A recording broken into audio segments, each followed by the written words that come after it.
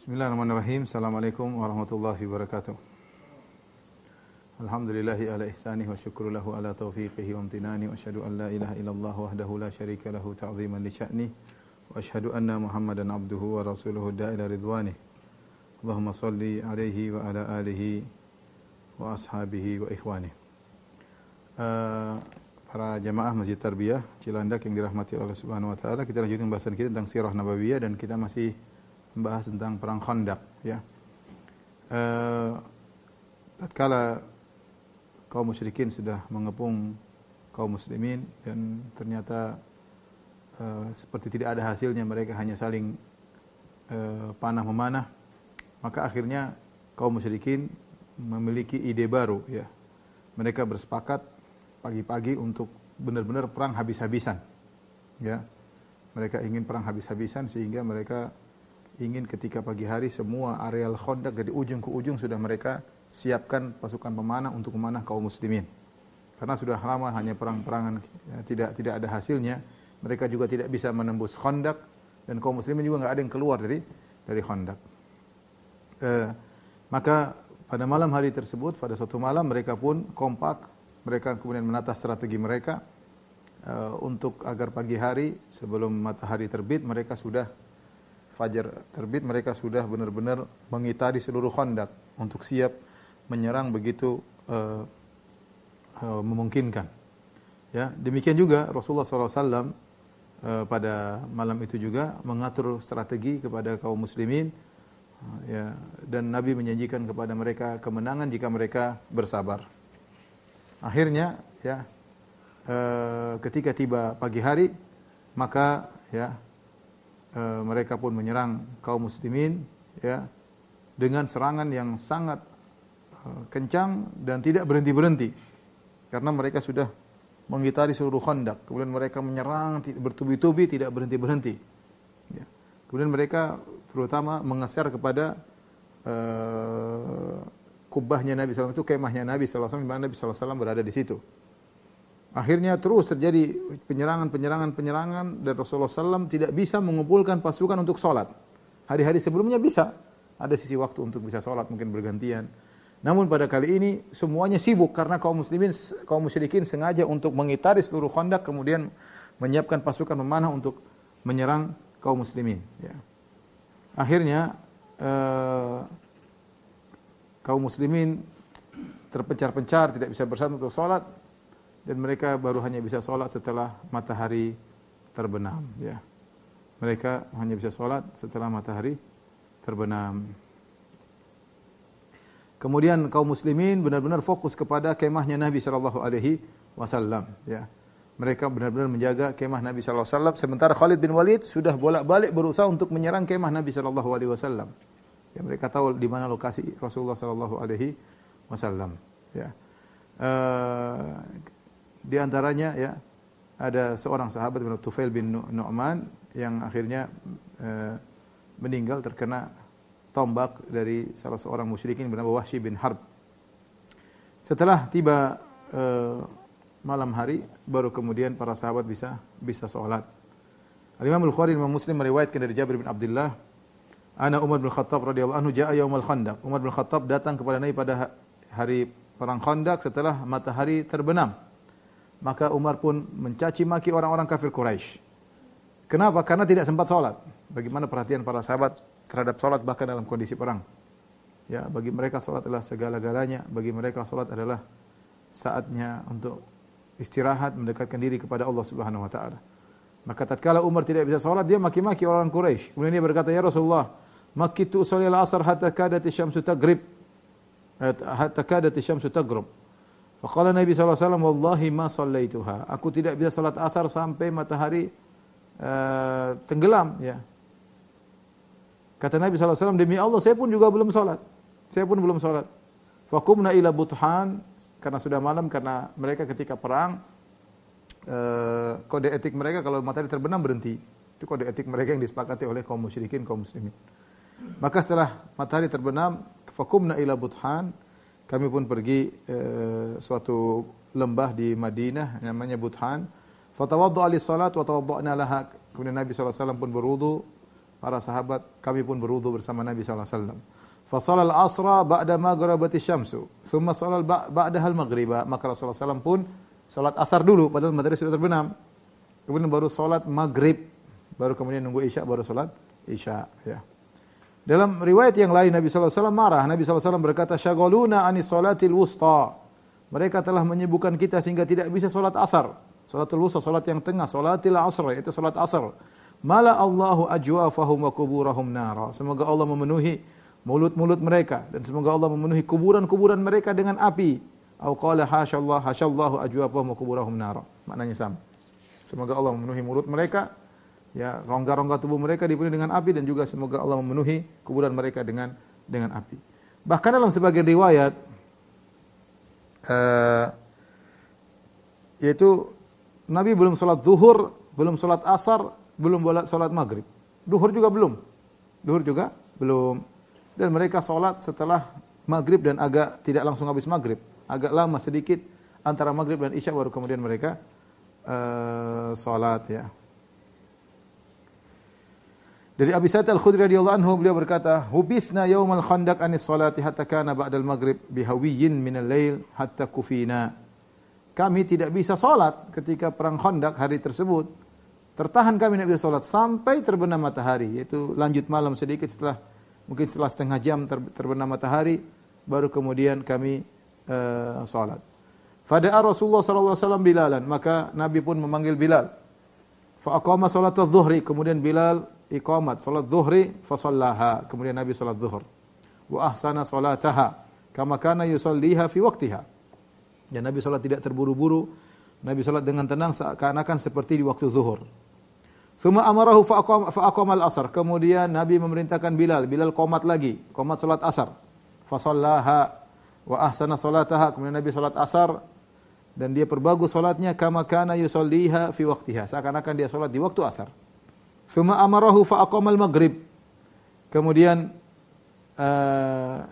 Nabi memerintahkan Bilal untuk qomat salat maghrib. Fa shallaha kadzalik, maka Nabi pun salat maghrib. Ya, ini semuanya diqadha, ya, karena terpaksa tidak ada waktunya. Kemudian kata Abu Sa'id Al-Khudri, "Wa dzalikum qabla an yunzilallahu fi salatil khauf farijalan aw rukbana." Dan ini semua sebelum turun ayat farijalan aw rukbana. Artinya kalau kalian dalam kondisi takut, silakan salat dalam kondisi berdiri atau dalam kondisi naik kendaraan, berjalan atau naik kendaraan. Jadi boleh. Ya, seorang kalau dalam kondisi berperang, dia sambil salat ingat Allah sambil berperang, boleh. Berperang atau sambil naik kuda, sambil naik onta, tidak menghadap kiblat tidak jadi masalah. Ini boleh kalau memungkinkan. Ya, kalau mungkin. Kalau tidak mungkin sama sekali, tidak bisa konsen sama sekali, terpaksa maka dia boleh salat di luar waktunya seperti yang dialami oleh Nabi sallallahu alaihi wasallam. Misalnya seorang sedang berada di pesawat tempur, kemudian sedang fokus berperang. Dia sulit untuk berperang, mungkin dia harus kontrol, harus bicara dengan temannya, harus kontak-kontakan, akhirnya dia tidak bisa salat. Maka kondisi seperti ini dia bisa salat di luar waktu. Atau seorang misalnya dalam kondisi benar-benar darurat, dalam menangani operasi misalnya yang berjalan sampai 6 jam, operasi tersebut tidak bisa berhenti. Harus konsen luar biasa, ya, konsentrasi luar biasa, tidak mungkin sebentar berhenti 5 menit misalnya 10 menit, tidak memungkinkan. Ya ini kalau terjadi seperti ini ya terpaksa dia bisa menunda salat meskipun di luar waktu. Tetapi kalau masih bisa memungkinkan salat sambil beraktivitas, ya seperti dalam salatul khauf, dalam kondisi berjalan, dalam kondisi perang seperti kita sebutkan dalam kisah sirah sebelumnya ketika seorang sahabat ingin membunuh seorang musyrik yang ingin menyerang Nabi SAW, maka dia berjalan menuju orang tersebut sambil salat asar. Sambil salat asar cuma beri isyarat, sujudnya, rukunya semua isyarat kepala sambil tidak menghadap kiblat, sambil berjalan menuju orang musyrik tersebut. Dan ini diperbolehkan dalam kondisi darurat. Ini dalil bahwasanya salat adalah perkara yang sangat penting, tidak boleh ditinggalkan dalam kondisi apapun. Di antara hal yang menarik dalam perang Khandaq, ada seorang namanya Nu'aim bin Mas'ud. Ya, dia masuk Islam. Ya. Nu'aim bin Mas'ud ini tadinya kafir, ya. Dan dia datang dengan pasukan mereka, dengan pasukan Ghatafan bersama orang Quraisy, ya. Maka dia datang untuk menyerang Nabi sallallahu alaihi wasallam. Tiba-tiba di saat-saat genting, di saat kaum muslimin dalam terdesak, di saat kaum musyrikin jumlahnya besar, justru dia masuk Islam. Ini menakjubkan. Ya, mungkin kalau kaum muslimin yang menang dia masuk Islam, okelah. Ini enggak, ini pasukan kaum musyrikin lagi banyak, kaum muslimin sedang terpuruk, ya, sampai tidak bisa sholat, kemudian dia malah masuk Islam. Nu'aim bin Mas'ud al-Asja'i radhiyallahu taala anhu. Kita dengarkan bagaimana dia cerita. Dia berkata dalam kisah bagaimana Islamnya, ketika peristiwa Al-Ahzab, pasukan-pasukan berkumpul untuk datang menyerang Rasulullah SAW, sirtu ma'a qaumi, aku pun berjalan bersama kaumku untuk menyerang kota Madinah, dan aku di atas agama mereka. Ya, dan Rasulullah SAW kenal aku, ya. Faqadhafallahu fi qalbil Islam, tiba-tiba Allah memasukkan iman dalam hatiku. Ya. Aku pun masuk Islam. Fakatamtu dzalika qaumi, aku pun menyembunyikan imanku kepada kaumku. Aku pun keluar dari mereka pelan-pelan sampai aku ketemu dengan Rasulullah sallallahu alaihi wasallam antara maghrib dan isya, itu di malam hari setelah perang selesai. Fawajatuhu yusalli, aku dapati dia sedang salat. Falamma ra'ani jalasa tsumma qala, tatkala dia melihatku dia pun duduk, kemudian dia manggilku. Dia berkata, "Ma ja'a bika ya Nu'aim?" Apa yang buat kau datang kemari wahai Nu'aim? Aku berkata, "Inni ji'tu usaddiquka." Aku datang untuk membenarkan engkau wahai Rasulullah. Wa asyhadu anna ma ji'ta bihi haqq, dan aku bersaksi apa yang kau bawa itu benar. Famurni bima syi'ta ya Rasulullah. Perintahkanlah kepada aku apa yang kau kehendaki ya Rasulullah. Sudah saya pasrah, mau apapun disuruh saya akan kerjakan.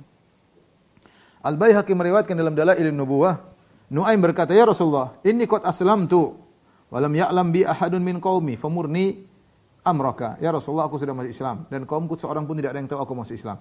Perintahkanlah kepada aku apa yang kau kehendaki. Rasulullah SAW mengatakan, "Innama anta fina rajulun wahid." Kau cuma satu orang. Cuma satu orang. Yang bisa kau lakukan, fa khadzil 'anna ma istata'ta. Khadzil 'anna itu buat mereka ya tidak bersatu padu semampumu. Bagaimana caranya? Fa innal harba khud'ah. Sungguhnya perang adalah tipu daya. Nu'aim berkata, "Walakin ya Rasulullah idzan li fa aqul." Ya Rasulullah, izinkan aku untuk berucap apa yang aku kehendaki. Aku mau bohong ini ceritanya. Izinkan aku. Kata Rasulullah SAW, "Kul ma badalaka fa anta fi hil." Ucapkan yang kau kehendaki ya wahai Nu'aim, halal bagimu karena perang. Rasulullah mengatakan bohong boleh 3. Dalam perang mendamaikan orang yang bersengketa, dan juga perkataan pujian seorang suami kepada istri, istri muji suami dalam rangka mempererat cinta kasih antara suami istri, boleh bohong-bohongan ya. Maka Nu'aim bin Mas'ud, ya ini tidak boleh sembarang bohong. Kalau sembarang bohong ketahuan dipenggal sama orang-orang Quraisy ya. Maka Nu'aim bin Mas'ud datang sampai ke Bani Quraidah, karena Bani Quraidah sudah memutuskan perjanjian damai dengan kaum muslimin dan bergabung dengan orang-orang Quraisy. Dan dia adalah nadim bagi mereka. Nadim maksudnya teman ngobrol sama orang-orang Quraidah, Bani Quraidah, ngobrol sama mereka ya. Di zaman jahiliyah ya. Akhirnya datang dia kepada Bani Quraidah, dia berkata, "Wahai Bani Quraidah, kalian sudah tahu bagaimana cintaku kepada kalian. Terutama ya, apa yang antara aku dengan kalian." Kata mereka, "Benar engkau wahai Nu'aim. Engkau tidak tertuduh di sisi kami." Kemudian Nu'aim berkata, melancarkan rencana dia. Dia berkata, "Sungguhnya orang-orang Quraisy dan Ghatafan tidak seperti kalian. Laisu ka antum." Mereka tidak seperti kalian. Ini Madinah, negeri kalian. Di sini ada harta kalian di kota Madinah, negeri kalian. Anak-anak kalian di sini, istri-istri kalian juga di sini. Dan kalian tidak mungkin pergi meninggalkan kota Madinah ya, ke kota yang lain, karena kalian sudah kampungnya di sini, anak di sini, istri di sini semuanya. Adapun Quraisy dan Ghatafan, mereka datang dari tempat jauh, datang untuk menyerang Muhammad dan teman-temannya. Dan kalian membantu mereka. Wahai Bani Quraidah, kalian membantu orang Quraisy dan Ghatafan. Ya, sementara negeri mereka jauh. Sementara harta mereka di negeri mereka jauh. Sementara istri-istri mereka di negeri mereka. Sementara anak-anak mereka di negeri mereka. Maka mereka tidak sama dengan kalian. Kalian di sini, kalau ada apa-apa kan bahaya. Kalau mereka ada apa-apa tinggal pulang. Fa in ra'u nuhzatan asabuha. Kalau ternyata mereka menang, ya sudah, mereka akan menang. Tetapi wa in kana ghairu dzalik. Tapi ternyata kalau mereka melihat kondisi tidak memungkinkan, lahiqu bi biladihim, mereka akan balik ke negeri mereka. Wa khallau bainakum wa bainar rajul bi baladikum, dan akhirnya mereka akan meninggalkan kalian berperang sama Muhammad. Kan repot. Diajak berpikir oleh Nu'aim. Hati-hati kalian. Saya ini sayang sama kalian. Ya, kalian tidak sama dengan Quraisy dan Ghatafan. Wala taqata lakum in khala bikum. Kalau kalian sudah ditinggal sama mereka, kalian tidak bisa melawan Muhammad dan teman-temannya. Fala tuqatilu ma'al qaumi hatta ta'khudhu minhum rahnan. Kalau begitu jangan kalian ikut perang bersama mereka memerangi Muhammad. Jangan dukung mereka sampai kalian mengambil gadai dari mereka, jaminan dari mereka. Min asyrafihim, minta orang-orang penting dari mereka. tinggal bersama kalian supaya mereka tidak kabur. Suruh tinggal bersama kalian. Yakununa bi aidikum thiqatan lakum ala an tuqatilu ma'ahum Muhammadan. Sebagai janji setia agar mereka tetap berperang bersama kalian melawan Muhammad sampai kalian menang. Akhirnya orang-orang Bani Quraidah, Yahudi yang biasanya menipu tertipu. Yahudi yang biasanya menipu tertipu sama Nu'aim bin Mas'ud. Mereka mengatakan, laqad asyarta birra'yi. Sungguh benar idemu wahai Nu'aim. Kemudian Nu'aim setelah pergi ke Bani Quraidah, dia pergi ke Quraisy. Kemudian dia ketemu dengan Abu Sufyan, sang pemimpin. Bersama Abu Sufyan ada beberapa orang. Kemudian Nu'aim berkata, wahai Abu Sufyan dan kawan-kawan, kalian sudah kenal siapa aku, bagaimana aku cinta kepada kalian. Dan bagaimana aku meninggalkan Muhammad. Dan sungguh telah sampai kepadaku suatu perkara yang menurutku aku harus menyampaikannya kepada kalian. Ini perkara penting aku harus sampaikan kepada kalian sebagai bentuk nasihat kepada kalian. Tapi tolong sembunyikan dariku, jangan sampai orang lain tahu berita ini. Masya Allah, dia kasih mukadimah yang indah. Ini perkara penting, saya ingin nasihati kalian tapi sembunyikan, jangan sampai orang lain tahu. Faqalu naf'al, kata mereka kami akan kerjakan. Kata Nu'aim, wahai orang-orang Quraisy, kalian tahu bahwasanya orang-orang Yahudi telah menyesal ketika mereka membatalkan perjanjian damai dengan Muhammad. Sehingga mereka sudah tulis surat kepada Muhammad dengan berkata, kami menyesal atas perbuatan kami. Apakah kau ridha wahai Muhammad jika kami akan mengambil dari orang-orang Quraisy dan Ghatafan beberapa orang yang mulia dari mereka, kemudian kami berikan kepada engkau wahai Muhammad supaya kita hubungan baik lagi. Kemudian kau bunuh mereka wahai Muhammad. Setelah itu kami akan bersamamu, kemudian kita akan berperang melawan Quraisy dan Ghatafan. Kemudian Muhammad menjawab, "Na'am, saya setuju." Ini semuanya tipuan dari Nu'aim. Jadi kata Nu'aim, orang-orang Bani Quraidah menyesal, mereka tulis surat, wahai Muhammad, kami menyesal telah memutuskan perjanjian damai antara kami dengan engkau. Izinkanlah kami supaya kau senang, kami akan ambil orang-orang penting, orang mulia dari Quraisy dan dari Ghatafan untuk kami serahkan kepada engkau, lantas kau bunuh mereka, terserah. Habis itu kita gabung, kita lawan Quraisy dan Ghatafan. Kemudian kata Nu'aim, kalau begitu wahai orang-orang Quraisy, kalau nanti orang-orang Yahudi mengirim surat kepada kalian, utusan kepada kalian meminta jaminan berupa orang-orang yang mulia dari kalian, maka fala tadfa'u ilaihim, maka jangan serahkan kepada mereka. Satu orang pun jangan kasih. Kemudian Nu'aim pun pergi ke Ghatafan. Tadi sudah Quraisy pergi ke Ghatafan. Dan dia ngomong sama seperti yang dia ngomongkan kepada Abu Sufyan dan orang-orang Quraisy. Kemudian dia pun pergi. Dan benar akhirnya usaha Nu'aim ini berhasil. Maka pada suatu malam Abu Sufyan dan kepala-kepala pemimpin kabilah Ghatafan mengirim utusan kepada Quraidah, yaitu utusannya Ikrimah bin Abi Jahal, dan bersama dua orang dari Quraisy dan Ghatafan. Maka Ikrimah dan dua orang ini, Ikrimah bin Abi Jahal dan seorang Quraisy Ghatafan berkata, "Inna lasna bidari muqam." Kami tidak akan tinggal di sini. Ini kami bukan tempat tinggal kami. Qad halakal khuffu wal hafiru faqdu.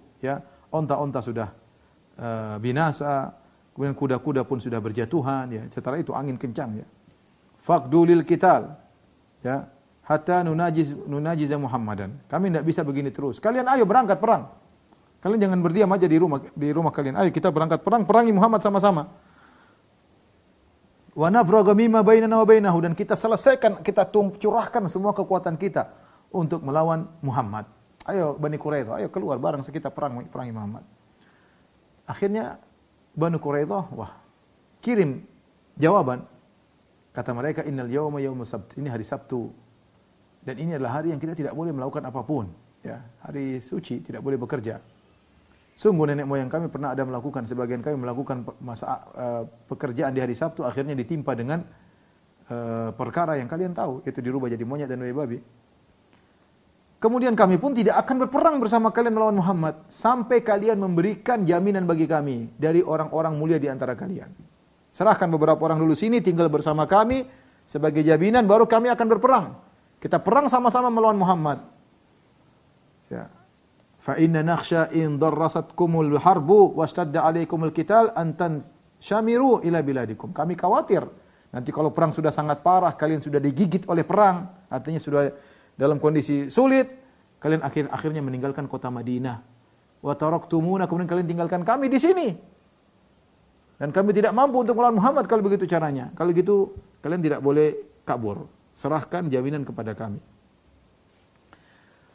Tatkala surat dari Bani Quraidah Yahudi sampai kepada Quraisy dan Ghatafan, akhirnya mereka baru sadar. Kata mereka, "Wallahi innal ladzi haddatsakum Nu'aim bin Mas'ud la haqqun." Benar yang disampaikan Nu'aim bin Mas'ud kepada kita benar. Ini Bani Quraidah kurang ajar nih, mereka ingin mengambil orang-orang kita diserahkan kepada Muhammad untuk dibunuh. Ya, maka mereka kirim surat balik kepada Bani Quraidah. "Inna wallahi la nadfa'u ilaikum rajulan wahidan min rijalin." Kami tidak akan serahkan jaminan meskipun satu orang lelaki pun dari kami. Kalau kalian ingin perang bersama kami, keluarlah, peranglah bersama kami. Bani Quraidah berkata, tatkala utusan sudah sampai kepada mereka, mereka berkata, benar. Innal ladzi dzakara lakum Nu'aim bin Mas'ud haqqun. Sungguh yang dikatakan Nu'aim bin Mas'ud sungguh benar. Orang-orang Quraisy ini parah. Quraisy dan Ghatafan benar seperti yang dikatakan oleh Nu'aim bin Mas'ud. Kalau mereka mendapati kesempatan, mereka akan menang. Kalau mereka kalah, mereka akan kabur dan membiarkan kita di sini untuk melawan Muhammad dan kita akan binasa. Ya. Akhirnya mereka kirim surat kepada Quraisy dan Ghatafan. Bani Quraidah kirim surat. Inna wallahi la nuqatilu ma'akum Muhammadan hatta tu'tuna rahnan. Demi Allah kami tidak akan berperang melawan Muhammad bersama kalian sampai kalian kirim kepada kami jaminan. Akhirnya Quraisy dan Ghatafan tidak mau. Terjadilah pertikaian di antara mereka. Ya. Akhirnya mereka tidak saling cocok, saling bertikai, saling suudzon di antara mereka. Waqafallahu al-mu'minina al-kitab. Dan Allah mencukupkan mereka untuk kalah gara-gara tersebut. Ya. Ketika dalam kondisi genting, ya, maka Nabi SAW berdoa. Al-Imam Al-Bukhari dan Muslim meriwayatkan dalam sahih mereka dari Abdullah bin Abi Aufa radhiyallahu anhu. Beliau berkata, da'a Rasulullah SAW alal ahzab. Rasulullah SAW mendoakan keburukan kepada al-ahzab. Allahumma munzilal kitab, sari'al hisab, ihzimil ahzab, Allahumma ihzimhum wa zalzilhum. Ya Allah, yang telah menurunkan Al-Quran, yang hisabnya cepat. Ya Allah, hancurkanlah al-ahzab. Ya Allah, hancurkan mereka dan goncanglah mereka. Ya. Kemudian di antara doa Nabi SAW, Allahumma astur auratina wa amin rawatina. Ya Allah, tutuplah aurat kami. Ya Allah, tenangkanlah hati-hati kami. Karena kondisi sangat mengerikan. Maka doa Nabi dikabulkan. Kemudian Allah mengirim angin yang kencang, ya, untuk memporak-porandakan mereka. Lihatlah Rasulullah SAW menang dalam perang Badar dengan berdoa kepada Allah Subhanahu Wa Taala, dan juga dalam perang Ahzab Rasulullah SAW dimenangkan karena doa kepada Allah Subhanahu Wa Taala. Maka akhirnya Allah mengirim angin yang sangat kencang, rihan syadidah, di malam hari yang sangat dingin. Angin tersebut saking kencangnya sampai panci-panci mereka yang digunakan untuk masak tumpah semuanya. Sampai api-api yang mereka nyalakan mati semuanya. Sampai kemah-kemah yang mereka tinggal jatuh semuanya. Angin kencang banget, ya. Sampai-sampai seorang tidak mampu dari orang Quraisy dan orang Ghatafan, orang musyrikin tidak mampu untuk balik ke kemahnya.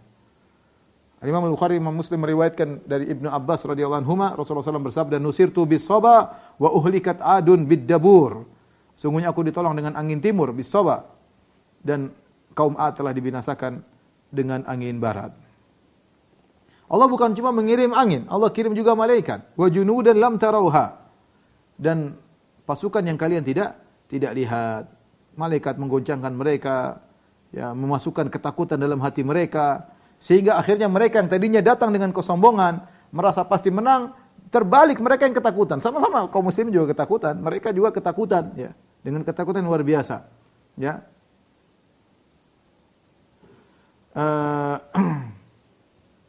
Kata Ibnu Katsir rahimahullah taala, kalau bukan Allah menjadikan Rasulnya rahmat bagi kaum, bagi umat manusia, dan Allah berfirman, wa kana Allah liyu'adzibahum anta fihim. Allah tidak akan mengadab mereka sementara kau berada di sisi mereka. Seandainya tidak ada ayat-ayat seperti ini, tentu Allah akan kirimkan angin yang lebih dahsyat seperti angin yang menghancurkan kaum Ad.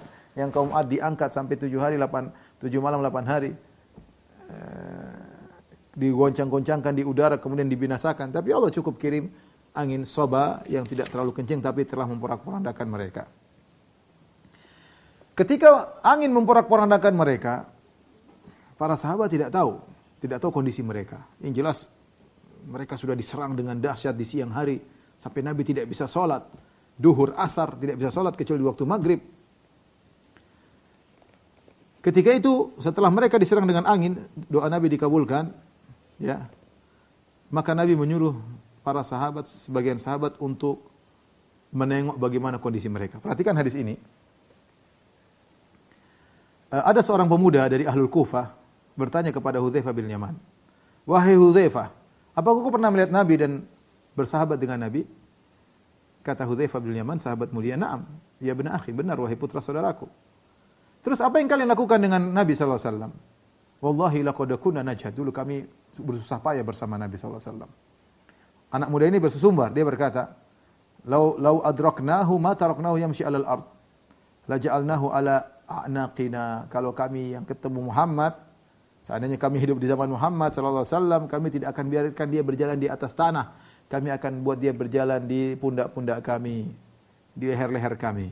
Hudzaifah berkata, "Ya benar akhi, jangan bilang begitu. Wallahi perkaranya tidak semudah yang kau bayangkan. Laqad ra'aituna ma'a Rasulillah." Maka Hudzaifah bercerita tentang peristiwa Khandaq. Dia mengatakan suatu malam dalam perang Khandaq. Wa shalla Rasulullah sallallahu minal hawiyan. Rasulullah sallam ya, kemudian salat di sebagian waktu. Tsumma iltafata ilaina, kemudian Rasulullah sallam setelah salat melihat kepada kami. Rasulullah sallam berkata, "Man rajulun yaqumu fayanzuru lana ma fa'alal qaum." Siapa di antara kalian yang mau berdiri kemudian tengok apa yang sedang dialami oleh mereka, yaitu suruh nyebrang Khandaq, masuk di markas mereka, di camp mereka, melihat apa yang terjadi. Tapi Rasulullah kasih syarat. Adkhalahullahu al-jannah bi syarti an yarji. Syaratnya dia bisa kembali. Saya ingin kabar. Dia harus bisa masuk, lihat kondisi, balik kasih kabar kepada saya. Kalau dia bisa, saya akan masukkan dia surga. Fama qama rajulun, tidak seorang pun yang berdiri. Kenapa? Syaratnya berat. Harus ke sana bisa balik lagi. Sementara angin dingin, sementara mereka kelaparan, sementara tadi siang sudah disikat habis oleh orang musyrikin. Kondisi mengerikan. Wa balagatil qulubul hanajir. Sampai ketakutan, jantung berdetak-detak saking ketakutannya. Rasulullah SAW ulang lagi. Rasulullah SAW kemudian salat lagi. Tidak ada yang jawab. Rasulullah SAW salat, kemudian Rasulullah setelah salat lihat lagi kepada kami. Man rajulun yaqumu fayanzuru lana ma fa'alal qaum thumma yarji'. As'alullah an yakuna rafiqi fil jannah. Jaminannya semakin tinggi. Kalau tadi pertama masuk surga, sekarang lebih tinggi. Kata Nabi, siapa di antara kalian yang bisa masuk ke markas mereka, syaratnya harus bisa balik. Maka dia akan menjadi temanku di surga. Bukan cuma surga, jadi temanku di surga. Kata Hudzaifah, "Fama qama rajulun minal qaum." Tidak seorang pun yang berdiri. Syaratnya harus bisa balik. Ini syarat yang berat. Min syiddatil khauf, kata Hudzaifah, karena saking takutnya. Wa syiddatil ju', karena saking laparnya. Wa syiddatil bard, karena saking dinginnya. Terkumpul saking takutnya, saking laparnya, saking dinginnya. Tadi siang baru dihabisi sama orang musyrikin sampai tidak bisa sholat duhur, asar. Sekarang malam-malam suruh masuk di camp mereka. Tidak disebutkan siapa yang hadir ketika, tapi ini ada sebagian sahabat, di antaranya Hudzaifah. Nabi bilang, siapa yang bisa datang ke sana balik lagi jadi temanku di surga. Kata Hudzaifah, "Fama qama rajulun minal qaum." Tidak seorang pun yang bisa berdiri menjawab permintaan Nabi sallallahu alaihi wasallam. Falam yakum ahadun, tatkala tidak seorang pun yang berdiri, Rasulullah panggil namaku. Ya Hudzaifah, kata Hudzaifah, terpaksa. Falam yakun li buddun minal qiyam hina da'aini, aku harus berdiri untuk menyambut panggilan Nabi sallallahu alaihi wasallam. Kata Rasulullah, "Ya Hudzaifah, fadhhab, wahai Hudzaifah, pergilah engkau, fadkhul fil qaum, masuklah di camp-camp mereka. Masuklah di tengah-tengah mereka, fanzur ma yaf'alun, lihat apa yang mereka kerjakan. Tapi ingat, wala tuhditsanna syai'an hatta ta'tiyana, jangan kau bikin apapun, macam-macam sampai kau datang kasih kabar kepadaku. Pokoknya lihat saja balik sini. Jangan bikin macam-macam." Kemudian kata Hudzaifah radhiyallahu ta'ala anhu, aku pun pergi. Fadakhaltu fil qaum. Warih, ya, ketika aku masuk, angin dan junudullah, malaikat memporak-porandakan mereka. Tidak ada satu tempayan atau panci yang tegak, semuanya tumpah. Wala naran, tidak ada api kecuali mati. Wala binaan, tidak ada bangunan kemah dan kecuali jatuh semuanya.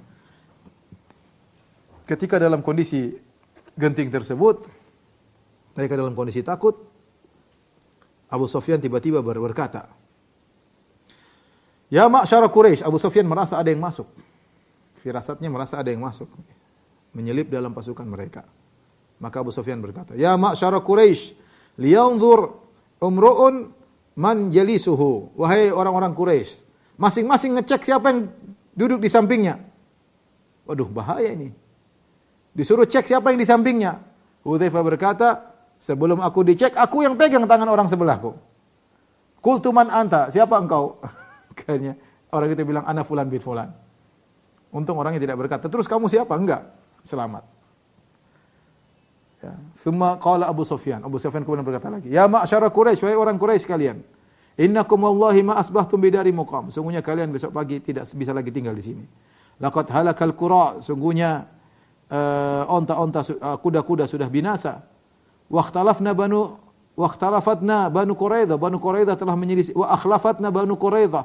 Banu Quraidah sudah menyelisih kita. Dan telah sampai kepada kita kabar dari Banu Quraidah yang tidak kita sukai. Dan kita lihat sekarang kita diporak-porandakan oleh angin yang kalian lihat. Ya, tidak ada panci yang bisa tegak, semuanya jatuh, tidak ada api yang bisa menyala. Tidak ada kemah yang bisa tegak. Fartahilu, pulanglah, fa ini murtahil, aku akan pulang. Tsumma qama ila jamalihi wa huwa ma'qul, kemudian dia pergi ke ontanya dalam kondisi diikal. Fajalasa alaihi, tsumma daraba fawathaba ala thalath. Dia naik di atas ontanya, dia pukul, akhirnya ontanya berdiri dengan 3 kaki. Fama atlaqa iqalahu illa wa huwa qa'im. Kemudian dilepaskan, jadi kalau onta satu kakinya diikat dengan iqal begini. Jadi ontanya berdiri dengan 3 kaki, tatkala dilepas akhirnya ontanya berdiri dengan 4 kaki. Kata Hudzaifah, ya. Walaula ahdu Rasulillah la tuhdits syai'an hatta ta'tiyana thumma syi'tu laqataltuhu bisahmin. Kata Hudzaifah, saya lihat Abu Sufyan, kalau saya membunuh dia bisa. Tapi Nabi sudah mengambil janji dariku, ya, jangan kau bikin apapun, jangan kau bikin apapun. Di antara mukjizat yang terjadi, Nabi berkata, "Intalik ya ibnal Yaman, wala ba'sa 'alaika min harrin wala bardin hatta tarji'a ilayya." Wahai Hudzaifah, pergilah engkau menuju mereka. Kau tidak ada masalah dengan engkau dingin atau panas sampai kau kembali kepadaku. Maka ketika Hudzaifah berjalan, ya, dia mengatakan ka'anni ala mithlil hammam. Seakan-akan aku berjalan seperti di tempat pemandian, yaitu hangat. Hammam itu tempat pemandian, ya. Seakan-akan aku merasa hangat. Padahal mereka lagi kedinginan. Ya. Ketika Hudzaifah balik, kemudian melaporkan kepada Nabi tentang apa kondisi mereka, kemudian kata Hudzaifah, "Farigtu kurirtu." Ketika aku sudah selesai, aku kedinginan, ya. Kedinginan. Tadi ya, mukjizat Nabi, kesana dia dalam kondisi hangat, ketika balik sudah selesai, maka aku pun kedinginan. Fa'albasani Rasulullah sallallahu alaihi wasallam min fadli aba'atin kanat alaihi yusalli fiha. Rasulullah mengambil sebagian kainnya yang tadi dia gunakan salat, kemudian dia lemparkan kepadaku, kemudian aku pun tidur. Falam azal naiman hatta asbahtu. Aku tidur sampai subuh, sampai pagi. Ketika pagi hari azan dikumandangkan kita waktu subuh, Nabi berkata, "Kum nauman, wahai orang yang banyak tidur, bangunlah." Akhirnya Hudzaifah pun bangun, ya. Taib. Ketika besok harinya, maka mereka pun pulang. Orang-orang Bani Quraisy dan orang-orang Ghatafan, karena mereka diserang angin semalam, akhirnya mereka pun pulang. Ketika mereka pulang, kabur dari kota Madinah, tidak bisa bertahan lama, mungkin kondisi yang tidak mengenakan, sudah sebulan mungkin tidak bisa apa-apa, apalagi diserang dengan angin, porak-porandakan mereka. Setelah mereka pergi, Nabi berkata, "Al-ana nakzuhum wa la yakzunana nahnu nasiru ilaihim." Mulai sekarang kita yang menyerang mereka dan mereka tidak akan menyerang kita lagi. Kita akan berjalan menuju mereka, dan benar. Setelah mereka kabur pada tahun ke-5 Hijriah, mereka pulang, setelah itu Nabi yang datang kepada mereka dalam perjanjian Hudaybiyah. Kemudian Nabi menyerang mereka, kemudian nanti dalam Fatu Makkah, kemudian dalam perang Hunain, dalam perang Taif, sudah tidak lagi yang serang kota Madinah. Nabi yang mengatakan, "Al-ana nakzuhum." Habis ini kita yang serang mereka. Wala yakzunana, mereka tidak akan serang kita lagi. Wa nahnu nasiru ilaihim, dan kita akan berjalan menuju mereka. Dan ini di antara mukjizat Rasulullah sallallahu alaihi wasallam, ya. Para jamaah yang dirahmati Allah Subhanahu wa taala, ya. Di antara pelajaran yang bisa kita ambil dari kisah perang Khandaq, itu bahwasanya Nabi sallallahu alaihi wasallam menghadapi perang Khandaq benar-benar dengan yang logis, dihadapi dengan sikap yang logis ya. Pasukan 10.000. Secara logis 3.000 lawan 10.000 susah. Apalagi mereka datang dengan kekuatan penuh ya, dengan semangat untuk membumi hanguskan kota Madinah. Maka Nabi mengambil tindakan yang logis, itu metode bertahan. Nabi tidak menyerang, Nabi galik Khandaq. Ya. Dan Nabi tidak menyuruh sahabat untuk lewat Khandaq menyerang mereka, enggak. Ya. Karena peperangan bukan berarti yang penting karena Allah mati enggak ada masalah, enggak. Semuanya perlu strategi. Semuanya perlu strategi. Dan taktik atau metode Khandaq itu adalah metode yang sangat terbaik menghadapi musuh yang banyak agar mereka tidak masuk.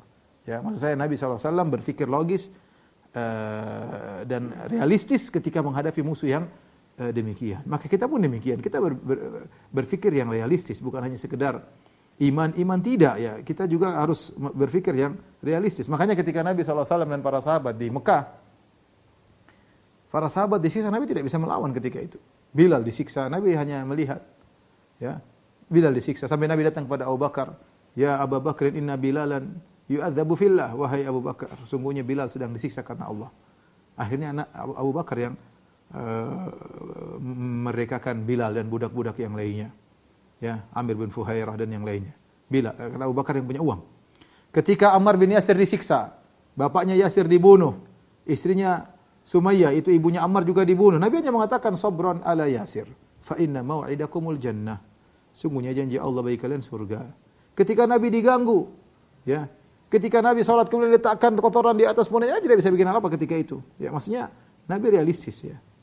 Ya, oleh karenanya ada kondisi di mana kita bisa menyerang, ada di mana kondisi kita bersabar, ada di mana kita posisi bertahan, sebagaimana dalam perang Khandaq, ya.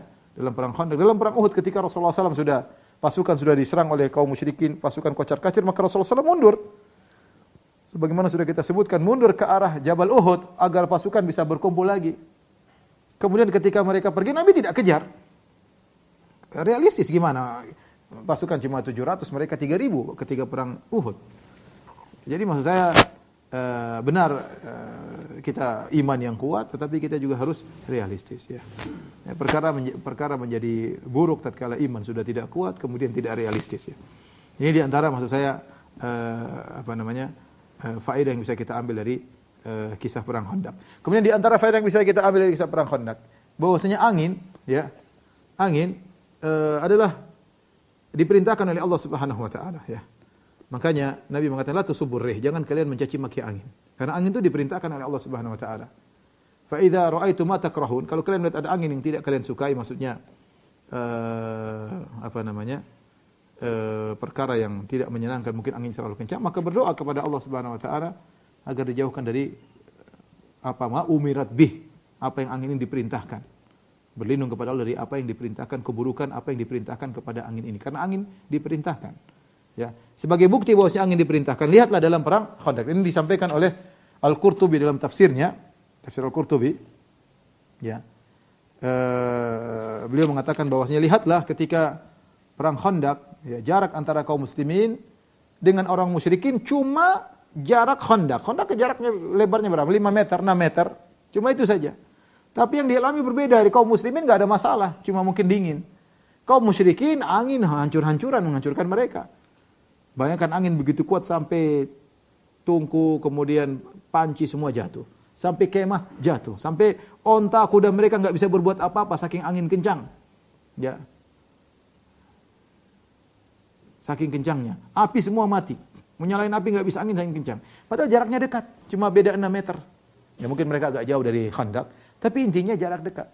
Berarti angin itu diperintah oleh Allah untuk menyerang yang sana, sini yang tidak. Oleh karena terkadang terjadi musibah, ya kita lihat sebagian orang selamat, sebagian tidak. Ya. Sampai sebagian kawan ketika bilang, Ustaz kita kaget melihat gempa di Jogja. Ada rumah samping kanan, samping kiri hancur, tengah-tengahnya enggak. Seakan-akan gempa tersebut berjalan, memilih rumah yang tidak dia hancurkan. Ya. Tapi kita tahu bahwasanya ini adalah atas perintah Allah Subhanahu wa taala. Kemudian di antara faedah perang Khandaq itu bahwasanya kita boleh mengambil strategi dari orang-orang kafir jika bermanfaat. Sebelum diriwayatkan dalam perang Khandaq ketika Nabi dihadapkan dengan musuh yang begitu banyak, maka Salman Al-Farisi, dan ini adalah perang pertama yang diikuti oleh Salman karena dia sudah merdeka dari tuannya, dia berkata, ya Rasulullah, inna kunna bi Faris idza husirna khandaqna. Ya Rasulullah, kami dulu di Persia kalau kami dikepung maka kami bikin khandak. Ya Rasulullah SAW, ini ide, kebiasaan, tradisi orang kafir yang tidak pernah diketahui orang Arab sebelumnya, diambil oleh Nabi SAW, ya. Diambil oleh Nabi SAW, dan akhirnya Nabi bikin khandak dan membuat kaget orang-orang Quraisy dan Ghatafan ketika melihat ada khandak di depan mereka, mereka tidak bisa masuk dalam kota Madinah. Dan juga di antara faedah perang khandak, lihatlah bagaimana Nabi SAW ternyata diskusi sama murid-muridnya untuk mengambil tindakan. Nabi diskusi beberapa kali. Tatkala buat khandak Nabi berdiskusi. Tatkala Nabi SAW ingin memberikan pemberian kepada kabilah Ghatafan agar mereka pergi dan nanti hasil kebun kota Madinah diberikan kepada mereka, Nabi diskusi dengan Sa'ad bin Mu'adz dan Sa'ad bin Ubadah, sehingga mereka bertanya, Rasulullah, ini perintah Allah atau sekedar pendapat? Ketika Nabi mengatakan ini cuma pendapat, mereka bilang, Rasulullah, kami tidak setuju. Kami tidak setuju. Dan Nabi terima masukan dari mereka. Padahal kita tidak ragu, Nabi orang paling cerdas. Nabi pendapatnya paling benar. Nabi paling sayang kepada umatnya. Tentu ide Nabi tidak sembarangan, tetapi Nabi masih mau mendengar anak buahnya untuk diskusi, dan kemudian bahkan Nabi meninggalkan pendapatnya ketika diskusi dengan para sahabat. Ini juga dalil bahwasanya Nabi SAW tidak tahu ilmu gaib. Oleh karena Nabi SAW menyuruh Hudzaifah bin Yaman untuk mengecek. Ya. Ada perkara gaib yang Allah beritahu kepada Nabi, dan banyak perkara gaib yang Allah tidak beritahukan kepada Nabi. Ya. Qul la amliku li nafsi naf'an wala dharran illa ma syaa Allah walau kuntu alamul ghaiba lastakthartu minal khair wa ma massani su' in ana illa basyirun wa nadhirun liqaumin yu'minun. Dalam surat Al-A'raf, katakanlah wahai Muhammad, ya, aku tidak menguasai untuk diriku kebaikan maupun keburukan, ya, kecuali apa yang Allah kehendaki. Walau kuntu alamul ghaiba, kalau aku tahu ilmu gaib, lastakthartu minal khair, aku akan melakukan banyak kebajikan. Wa ma massani su', dan aku tidak ditimpa dengan kemudaratan. In ana illa basyiru wa nadhiru liqaumin yu'minun. Sungguhnya aku ini hanyalah pemberi kabar gembira dan pemberi peringatan bagi orang-orang yang beriman. Jangankan masa depan, masa sekarang saja Nabi tidak tahu. Apa yang menimpa Abu Sufyan dan teman-temannya Nabi tidak tahu. Maka Nabi nyuruh, wahai Hudzaifah ibnul Yaman, wahai ibnul Yaman, idhab, pergilah engkau cek apa yang terjadi menimpa mereka. Ya, ternyata dikabarkan mereka dalam kondisi parah. Kemudian di antara faedah dari kisah perang Khandaq, ya, bagaimana Nabi SAW ikut serta dengan para sahabat dalam menggali Khandaq. Sampai tubuh Nabi SAW penuh dengan tanah. Sehingga ada rambut yang di perut Nabi tertutup dengan tanah tersebut. Nabi ikut menggali Khandaq bersama para sahabat, ya. Dan ini pemimpin yang tepat, ya, ikut serta turun bersama bawahannya untuk mengerjakan tugas. Dan dilihat oleh para sahabat radhiyallahu taala anhum. Mereka kelaparan, Nabi juga kelaparan. Mereka mengikatkan perut mereka dengan batu karena kelaparan. Ternyata Nabi SAW juga mengikatkan perutnya dengan batu karena kelaparan. Yang terakhir yang disampaikan pada kesempatan kali ini, yang meninggal, kata Imam Al-Qurtubi rahimahullah, dalam mati syahid dalam perang Khandaq, ya, ada 6 orang dari kaum muslimin. Itu Sa'ad bin Mu'adz yang terkena panah akhirnya meninggal setelah kaum musyrikin kabur. Kemudian Anas bin Aus bin Atik, kemudian Abdullah bin Sahal, kemudian Tufail bin Nu'man, Tha'labah bin Anamah, ya, kemudian Ka'ab bin Zaid. Ini 6 orang yang wafat atau mati syahid dalam perang Khandaq sebagaimana disebut oleh Al-Qurtubi rahimahullah dalam tafsirnya. Demikian saja ikhwan dan akhwat yang dirahmati Allah Subhanahu wa taala yang bisa sampaikan pada kesempatan kali ini. Kurang lebihnya saya mohon maaf kepada jamaah tarbiyah Masjid Tarbiyah Cilandak yang dirahmati Allah. Insyaallah kita bertemu di kesempatan yang lain. Wabillahi taufiq wal hidayah. Assalamualaikum warahmatullahi wabarakatuh.